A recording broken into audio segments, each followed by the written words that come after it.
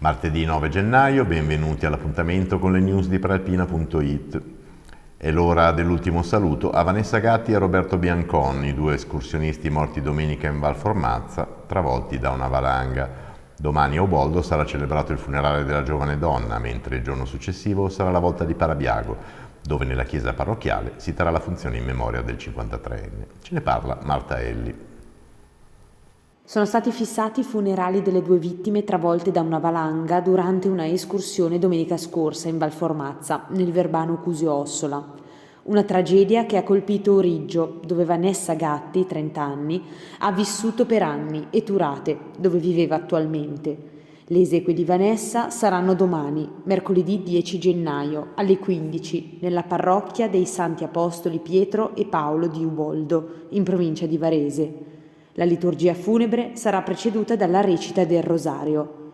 L'ultimo saluto al compagno, Roberto Biancon, 53 anni, osteopata, sarà invece giovedì alle 15 nella chiesa dei Santi Gervasio e Protasio di Parabiago. Andiamo ora a Saronno, dove ci sono ancora alcuni dettagli da chiarire intorno alla tragica morte di Teresa Sartori, l'81enne uccisa dal figlio Stefano Rotondi, che a sua volta si è tolto la vita. Il servizio di Roberto Banfi, le immagini di Domenico Ghiotto dell'agenzia Blitz. Soltanto dopo l'autopsia, subito disposta dalla procura e che si terrà in questi giorni, potrà essere fissata la data dei funerali di Teresa Sartori, 81 anni, e del figlio Stefano Rotondi, 54 anni. Stefano ha ucciso la mamma probabilmente la notte tra sabato e domenica, dopo una lite nell'appartamento che condividevano in una palazzina del periferico quartiere Matteotti di Saronno, e poi si è tolto la vita impiccandosi nella stessa stanza. Il macabro ritrovamento dei cadaveri è quindi avvenuto a metà giornata di lunedì ad opera di una vicina di casa che aveva le chiavi ed era entrata a cercarli, preoccupata per non avere più avuto loro notizie. Sul posto, quindi, sono intervenuti i carabinieri della compagnia cittadina. In città tutti si interrogano sull'accaduto. A quanto pare Teresa era da qualche tempo alle prese con seri problemi di salute e l'esasperazione per questa situazione potrebbe avere spinto il figlio, che faceva l'operaio nella vicina Caronno Pertusella ed era da tutti conosciuto come una persona molto tranquilla, ad un raptus dalle tragiche conseguenze. Torniamo a parlare del tentato omicidio nei pressi della stazione di Arcisate, mentre il 23enne di Quassalmonte, che si è costituito ai carabinieri sabato scorso, si è avvalso della facoltà di non rispondere durante l'udienza di convalida in carcere. A parlare, attraverso i social, è stato il giovane ferito con un fucile da caccia. Non è successo per questioni di droga, la sua precisazione, ma semplicemente perché ho difeso una ragazza. Per favore, smettete di accusarmi di essere uno spacciatore. Secondo l'accusa, il 23enne ha colpito con una fucilata al fianco il rivale dopo una lite. Poi sarebbe scappato in auto, venendo però ripreso dalle telecamere lungo la statale 344. A casa sua sono state trovate 2 cartucce identiche a quella esplosa e rinvenuta sul marciapiede di via Roma. Non è ancora finito il lavoro dei vigili del fuoco intervenuti ieri per domare l'incendio divampato alla Colacem di Caravate. Spente le fiamme e tempo di bonifica e messa in sicurezza dell'area. Massimiliano Martini con le immagini dell'agenzia Blitz. I vigili del fuoco hanno lavorato tutta la notte e tutta la giornata di oggi per rimuovere i rifiuti che hanno preso fuoco lunedì all'interno del cementificio di Caravate, materiale che sarà poi prelevato e inviato ai laboratori di analisi. Intanto l'ARPA sta procedendo con le rilevazioni della qualità dell'aria lungo tutto il perimetro dell'area interessata dall'incendio. I rilievi eseguiti, questo il primo responso dell'Agenzia regionale per la protezione dell'ambiente, mostrano i livelli di inquinanti al di sotto dei valori di rilevabilità strumentale. Responso recapitato a Comuni e a Colecem, che da parte sua afferma di proseguire nell'opera di ripristino dell'area e di collaborazione con le istituzioni perché si torni alla completa normalità. La colonna di fumo ha lasciato gradualmente posto a quella di vapore, tenuta sotto osservazione dei pompieri. Se il quadro definitivo rimarrà soddisfacente, nelle prossime ore i comuni potranno revocare le ordinanze con cui si invita la popolazione a tenere precauzionalmente chiuse le finestre. Un sospiro di sollievo per tutti, ma intanto dopo l'incendio il Comitato Ambiente Verbano, nato 11 anni fa proprio per far luce sulle attività del cementificio e le ricadute sul territorio, è tornato a farsi sentire con una lettera inviata alle autorità sanitarie e agli enti locali. Tornando a Varese, via dopo mesi i ponteggi dalla chiesa di Sant'Ambrogio. Il servizio. È terminato l'intervento di restauro della facciata della chiesa di Sant'Ambrogio, un intervento portato a termine nel corso di circa 6 mesi e costato 350.000 euro.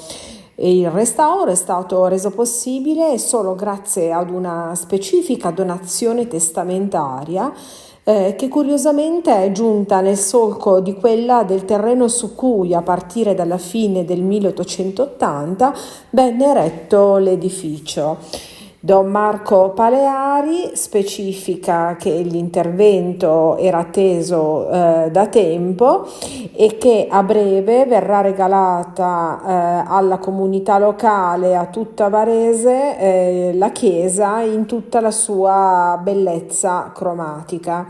Ora ci sarà da pensare al restauro interno, dice Don Marco Paleari, anch'esso necessario per tutta una serie di distacchi delle decorazioni, ma al momento le economie della parrocchia non consentono di avviare l'intervento. Disagi in arrivo durante la giornata di domenica 14 sulla provinciale della Rasa. La strada sarà chiusa per lavori. I dettagli da Riccardo Prando con immagini di Agenzia Blitz. Domenica prossima, 14 gennaio, sarà chiusa dalle ore 8 alle 17 all'altezza di Fogliaro tra via Virgilio ed il bivio per il Sacro Monte, la strada comunale, che poi diventa provinciale 62, che dal capoluogo scende verso la Valcuvia. Il motivo sta nei lavori di posa delle infrastrutture di fibra ottica, cioè la banda larga, del progetto Aree Grigie.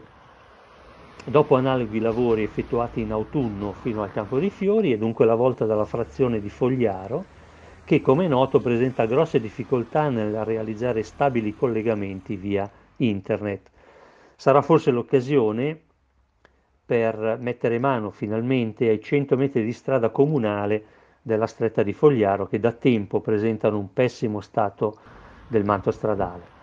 Va segnalato che se per la Valcuvia si prospetta un giorno di festività a basso impatto viabilistico, perché la strada, ripeto, rimane chiusa tutto il giorno, non così sarà per la Valganna, e in particolare per l'accesso a Varese, specialmente nelle ore pomeridiane. Polizia Stradale invita infatti a percorrere il tratto di Valganna che consente di bypassare l'interruzione e di arrivare in Valcuvia attraverso Ganna e Bedero. Turismo, il bilancio del 2023 fa registrare 2,5 milioni di visitatori in provincia di Varese. Il servizio di Marco Croci. Dati confortanti per il turismo in provincia di Varese, con numeri che, se confermati dai conteggi dell'ultimo bimestre, arriveranno a un totale di quasi 2,5 milioni di presenze nell'ultimo anno. Continua insomma lo sviluppo di un settore che sta traendo beneficio da un lavoro in termini di offerta, grazie a un sistema turistico che, come spiegano dalla Camera di Commercio, conta ora su oltre 2.000 strutture ricettive. Questo, precisano dagli uffici di Piazza Montegrappa, grazie a una crescita che ha abbinato alle realtà alberghiere quelle complementari, come bed and breakfast, campeggi, case vacanze e alloggi agrituristici. Un insieme rivolto a un sempre più variegato target di pubblico, con una permanenza media che cresce, toccando i 3,5 giorni nell'area dei laghi prealpini e i 3,8 nelle vallate del nord della provincia. I numeri sono decisamente interessanti, quelli elaborati dall'Ufficio Studi e Statistiche di Camera di Commercio, sulla base dei dati gennaio-ottobre 2023 finora forniti dalle strutture alberghiere, certificano 2.153.207 presenze. La stima è che l'anno vada oltre quota 2.400.000 appunto, diventando così quello col maggior numero di pernottamenti in provincia di Varese. Ora in chiusura una buona notizia, non si ferma il trenino che da decenni trasporta i bambini sotto le fronde dei giardini estesi di Varese. Ce ne parla Adriana Morlacchi con immagini di Agenzia Blitz. Falso allarme, il trenino nella zona della Pineta dei Giardini per ora non chiuderà. La conferma arriva dal titolare dell'attività, Stefano Bianco, che è anche il figlio di Alfredo, lo storico macchinista del trenino, che lo guida da ben 50 anni. Nessuno ha mai parlato di chiudere l'attività, conferma Stefano, ma solo di cercare qualcuno che voglia prenderne il testimone. Ancora aperto dunque il trenino, che aspetta i bimbi tutti i giorni al pomeriggio dalle 15 fino all'imbrunire e nel fine settimana dalle 10 alle 13 e dalle 14:30 fino all'imbrunire. Con questo è tutto, l'appuntamento a domani alle 19, vi auguriamo una buona serata.